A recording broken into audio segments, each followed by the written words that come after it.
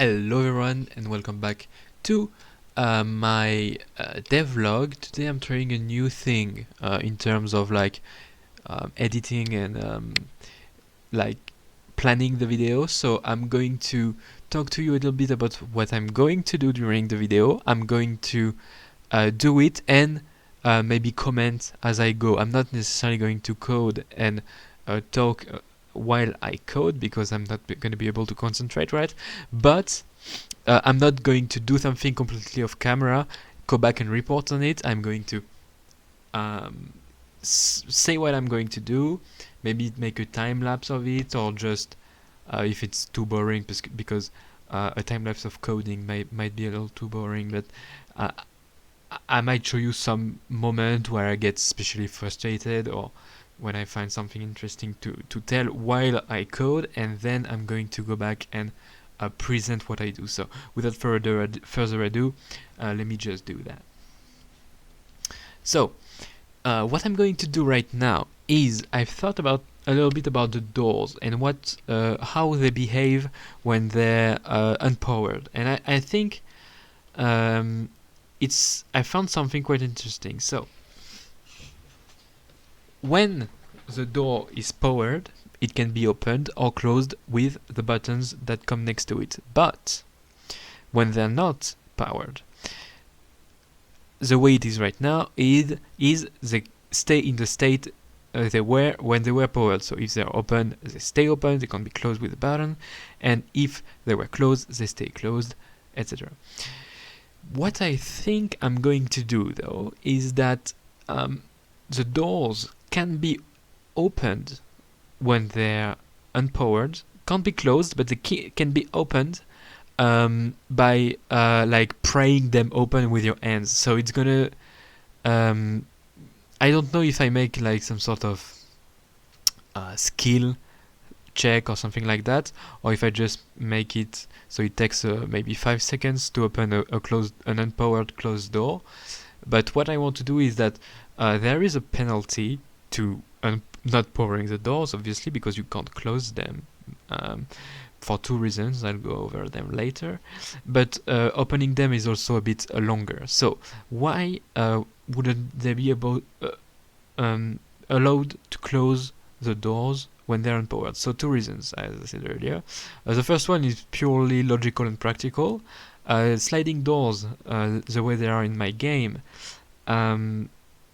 might seem easier to me, at least. I've never tried to pry open a door like that, but they seem easier to pry open than to close, because you can, I think you can push easier on either side, but pulling them, you don't have the grip and stuff like that. It seems a bit harder, especially since they seem to be sleek metal, like there's not a lot to grab onto, right?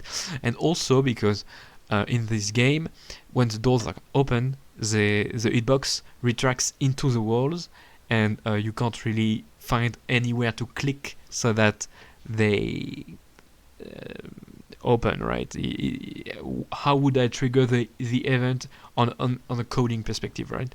I would have to rework the doors, and I don't really want to do that, but I think that works alright anyways, because yeah, as I said, maybe I had that you need to hold a crowbar that would be in the maintenance area, so that you can pry them open. So it would make much more sense that with a crowbar you would be able to open them, but it would be nearly impossible to close them, because the crowbar would be entirely useless for closing the doors, and obviously you can't do it with your hands because you needed the lever action of the crowbar, right?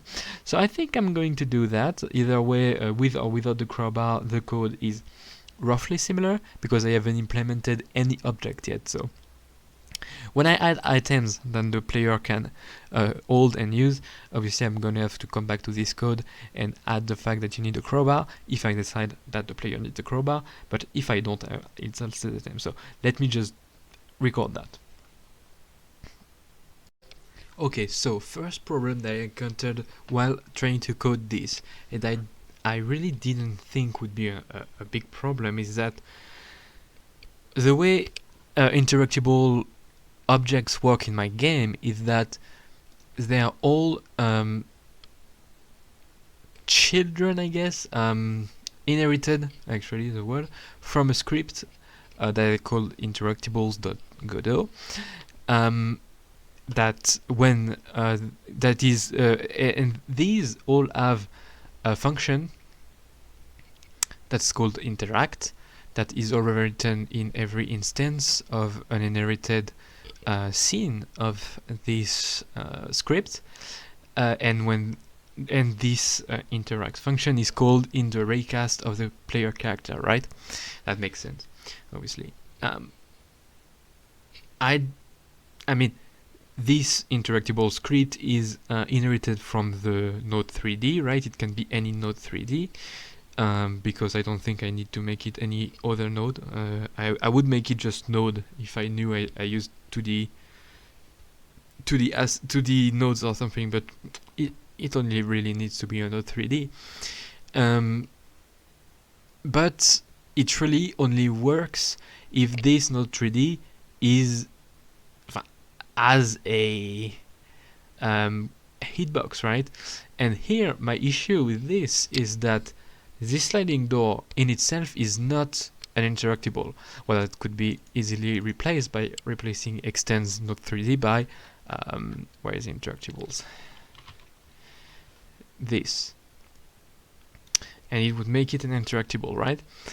The issue is I don't think that works. I'm going to try it, obviously, so to make sure that to check if it works, I'm going to change the interaction label and make it pry door open. It's temporary, obviously. I need to make this interaction label show up only when it's unpowered, but for now I'm gonna check if this works. I don't think it does, but let's see. If what I did work, when I point at any door, the interaction label on the top left should show, and it doesn't work as I expected. I am interacting with the door.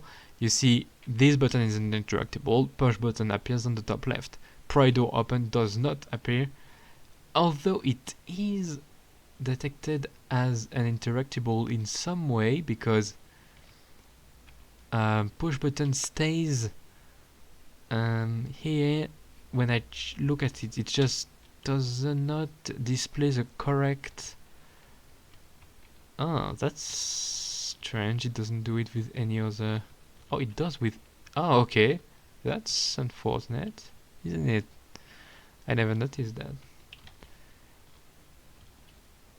Oh, I need to change the recast code for that. Well, as you can see, I just found out about a little bug. The interaction label stays on whatever you point at, as long as the raycast is colliding with anything, even if it's not an interactable. The whole skeleton of the base, the walls and so on, are not interactables. They're just I think they're collision body 3D, I believe. They are made from TB loader, so they obviously don't have a custom script attached to them, and they still act as though. Ah, that's strange. Let me take a look at the raycast code actually. So player, I think it's pretty interesting. The interaction label appears when the colliding object is an interactable, knowing that every single scene inherited from the interactables script is an interactable, because I've defined it as a class name. Oh, it's big. I know where the problem is. It doesn't. Yeah. So what it's doing is that the interactable is reset only when it's not colliding with anything. I think it's just an indentation problem. I missed an indent and I made it so that this else was linked to this if when it should be linked to this one. That's a silly mistake. Let me reshow you. Let me retry then. I don't think that would change anything about the door though. So I'm just checking if this raycast issue is fixed. That wasn't expected, but hey, better to catch it now than never, right? So let me see. Alright, so yeah, okay, it works, right? It works perfectly. When I look at the button, even if it's colliding with something else, it doesn't show. Yeah, okay.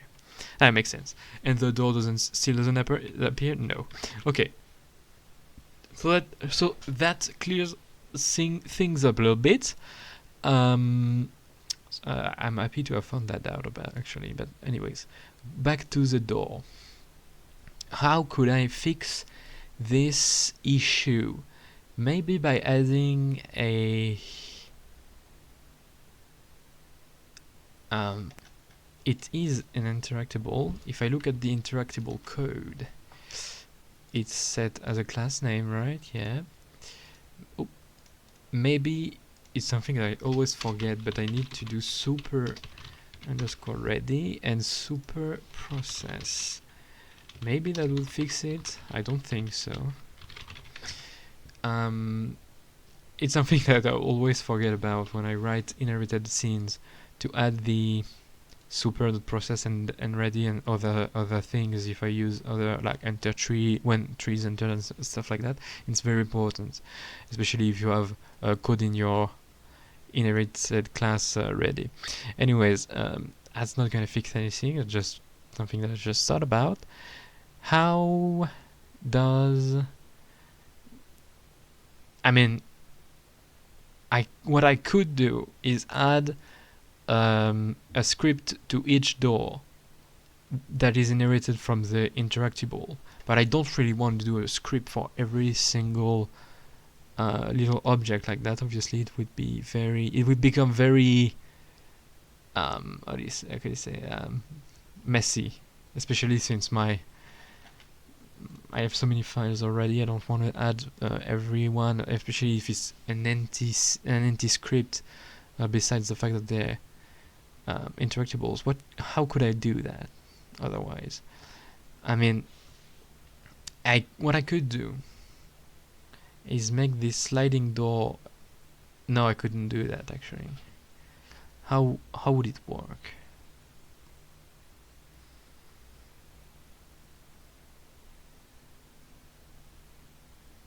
Maybe if I just add a collision shape 3D to this. I don't think it's going to work though. I might as well. Oh yeah, it's telling me it needs to be a yeah. That makes sense. Maybe if I add an area 3D that is an interactable. No. Perhaps. I would make sense, and I would make it easier too. It would need to be disabled when it's powered, because it'd be useless, and it would. Yeah, I think that could do. Just an area 3D. No, yeah, I'm gonna try it anyway. So what I'm gonna do is, I'm gonna add an area 3D that I'm gonna call, I don't know, pry open door area. I don't know, it doesn't really matter. I'm gonna add a child. This collision shape 3D is gonna be the place where the player can click on to pry open the door. So it needs to be around the same shape as the door, maybe a little bit bigger, in my opinion, because I don't want the raycast to be cut on this node, the sliding door node. I need to make the pry door open area a child of interactable. So actually, it's just the same as making a script for each door. Oh, I know what I can do actually. Stupid. No, it wouldn't work. Crud. I don't know how to do that actually. To make a sub. Maybe I just make a generic interaction for these, especially these. Well, I think my area ID is still better anyway, because I need to open both doors at once, so I might as well just make one script that open both doors. I mean, I could just link the same script on both doors. That works. Huh. It's quite a conundrum. Maybe I can make this something else. Let me check what kind of node there is, especially in the collision object 3D. What could it be then? It could be an area 3D, but that doesn't make sense too much. It could be, couldn't be a static body 3D because it would need a collision shape 3D as a child.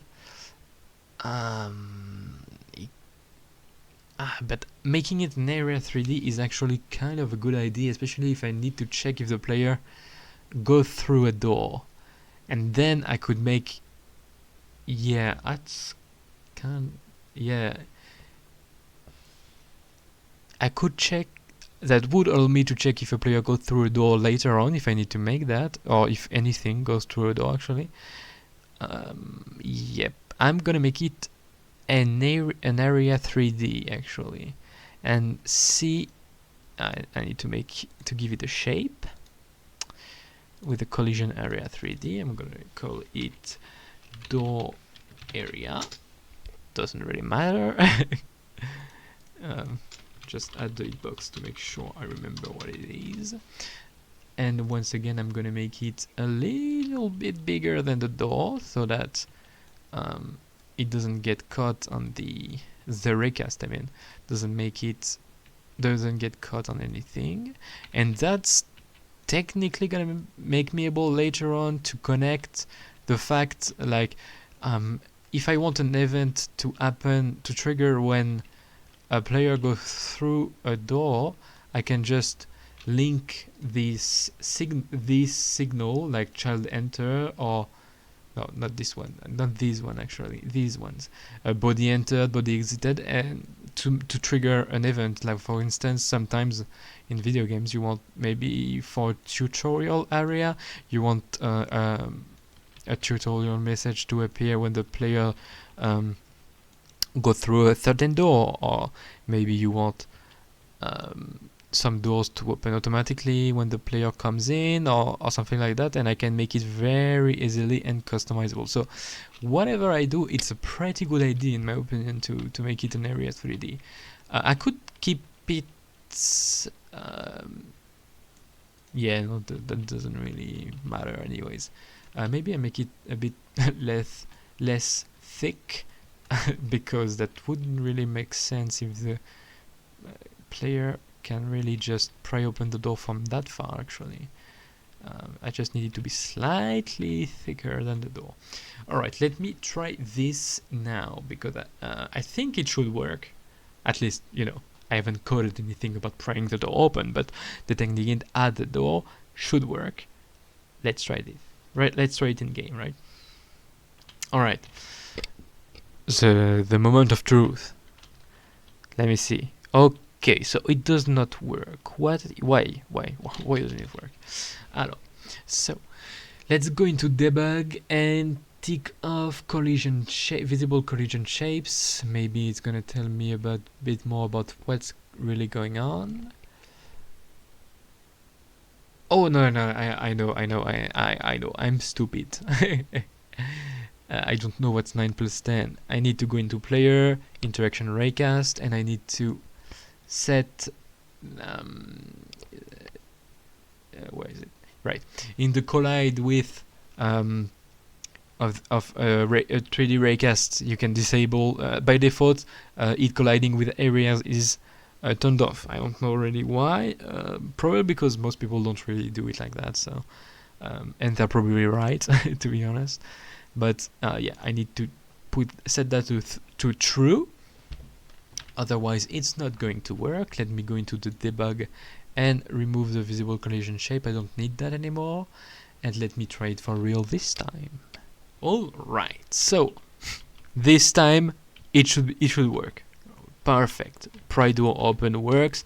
It doesn't do anything yet, obviously, but it works, and I just need to code the thing now. Okay, so I'll see you a bit later. We'll have find another if I have another issue with the code, but it shouldn't be too hard honestly from now on. So yeah, see yous later.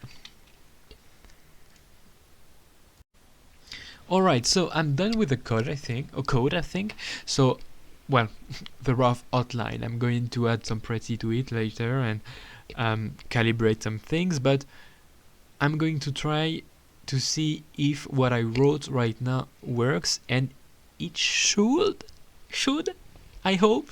Okay, so what I've done is that if you hold the interact button with while looking at the door for 3 seconds, it opens it. If you stop at any time during these 3 seconds, it doesn't open it, and you need to retry it. So, classic video game things. Lot of video games do it like this. I don't really have one off the top of my head, but it should work. So, what I'm going to do, if it works, I'm going to add a small like radial progress bar around or next to the pointer in the middle of the screen, so that you know where you're at, and or maybe next to the door. Oh, it should not show the door, the door open actually. So I'm worried a little bit right now. Let me go in the maintenance area to disable the power to the doors, because each. Don't tell me. Okay, I just have a very far raycast. I think it is a problem, because again, yeah, buttons don't. Whatever. I'm gonna think about this later. I think I know it's a problem with the raycast again. Whatever. Let me disable the power to the doors.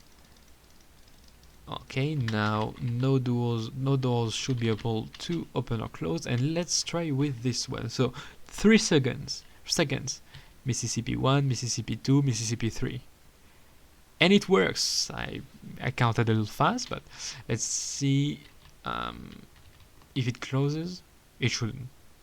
Or if it replays the animation of it opening. No.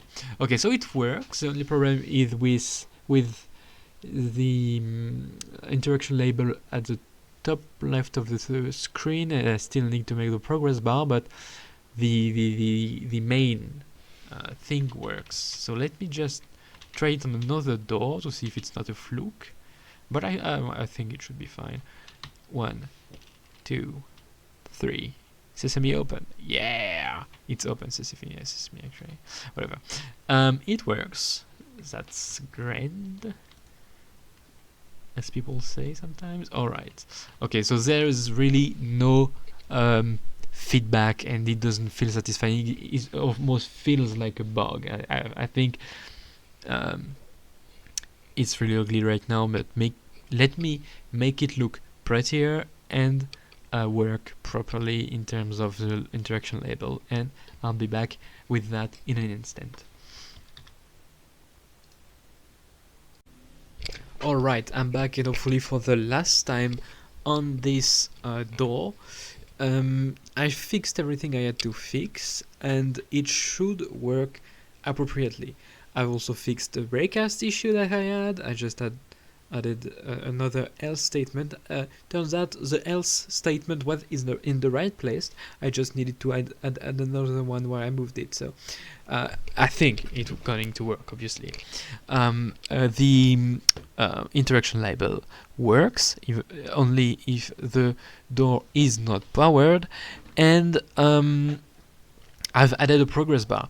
If everything goes to plan, I don't think I would have to work too much on this anymore, except I haven't found a good place to put the progress bar yet, but it's supposed to work, so I can find a good place for it later. Maybe, as I said, under the pointer, or maybe next to the interaction label. I'm sorry, I'm not sure yet where I want to put it, so I just put it on the upper left corner. So you see, it doesn't appear anymore when I put. Oh my god, I'm sorry.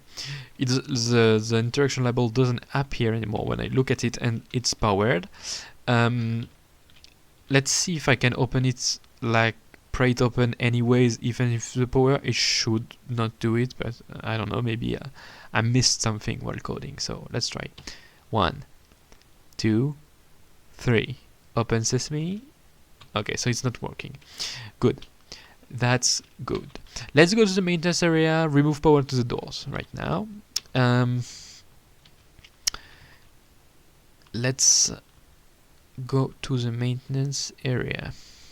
We all pronto. So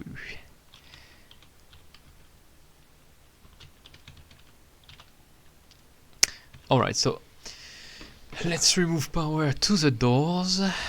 Bye bye. I should really make like an additional button that's like minimum and maximum, so I can fill up quickly and remove all the power quickly. So okay, the interaction label shows up properly, so that's good. Let's see. 1, 2, 3. Okay, so I counted way too fast because the progress bar didn't really you know, it lasts 3 seconds because it's a timer that lasts 3 seconds, so I can't count. That's the real problem. Oh, pry door open still appears once it's opened. That shouldn't be. Let me look at the code real quick. If it's not powered and it's not open, the timer starts. Blah blah blah. If it's not powered and not open, right. Alright, I think I've done something that should fix it. Alright, so all the power is off, and the doors should not be able to be opened with the buttons. It does not. I should be able to pry the door open. If I just tap the interact key instead of holding it, does it work? No. That's grand. Oh, that's good. Now, another thing I didn't test. What if I take the collider off of the raycast off of the door during the process? So let's start with the raycast on and look away. Okay, so the reason it stopped is because I stopped pressing E, but if I do it properly, I'm holding E, looking away, and it works. That sucks. I need to do something about that. Okay. I think I've been a bit overly optimistic about it being simple. So let's go back to the code editor and let's try to work something out. Okay, so I'm back. This time I hope for the last time on this project. I've made it so the character cannot move, the player cannot move when they're interacting with the door. Honestly, if that's the only way I've found really to make it efficient for this, since if I did it any other way, I would have to kind of rework my interaction system, and I wasn't ready to do it just now. So if I do rework my interaction system later, which I probably will have to do honestly, I'll incorporate this part with it. But for now, I think the solution that I found is pretty efficient. Is that what I've made is that I've made it so that the player cannot move when they're interacting with the door. And honestly, that kind of makes sense. I know I'm kind of copying right now, but it makes sense since if you're trying to pry open a door that's locked with probably with magnet locks, right? So it's really tight. You're probably not gonna want to move away from it while you're pulling, right? That doesn't make sense. So you can only move once you stop trying to open it. So in terms of realism, it makes sense, but in terms of coding, it shows that I'm lazy and bad at coding. So I'm choosing to look at it on the bright side. So let's see at least if it works. Obviously, if it doesn't work, I'm in deep crap, as they say. Let's see. Okay, this one's open, so I don't interact with it. Oh, by the way, sorry for the Discord notification. I hope you thought it was from you. I know I hate when people do it when they record videos, but I forgot. Okay. Okay, so let's try to open this. So if I hold E, I can still move. That's not good. Let me see what's in the code real quick.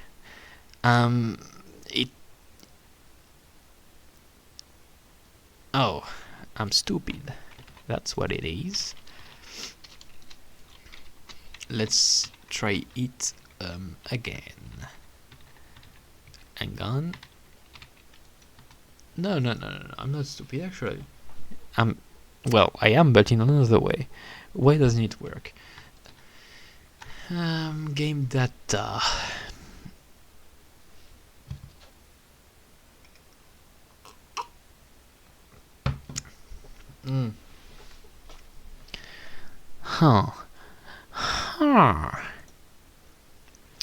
Okay, so the solution I found of locking the character in place doesn't work. Well, at least the way I tried to implement it, that didn't work. So I'm probably gonna leave it like it is for right now, because I don't really have a lot of time to think about a solution right now, and I kind of want to like put the video out and be done with it, at least with this part of the video. So I think I did some pretty good progress, honestly. Just the system of having to try to pry open a door is pretty nice, I think, and it works. There's some bugs, as we saw, and that I'm too lazy to fix. But because the fix for this bug is reworking the interaction system, I'm going to have to put it in another video, because it's kind of late right now, and I'm kind of out of time for today, at least for something so big. So it's either going to be the end of the video, and if that's the case, goodbye and thanks for watching, or I'll add something later that are a few little things that I've done, like modeling something maybe in the form of a time lapse. I'll see. So yeah, either goodbye or hello to future me.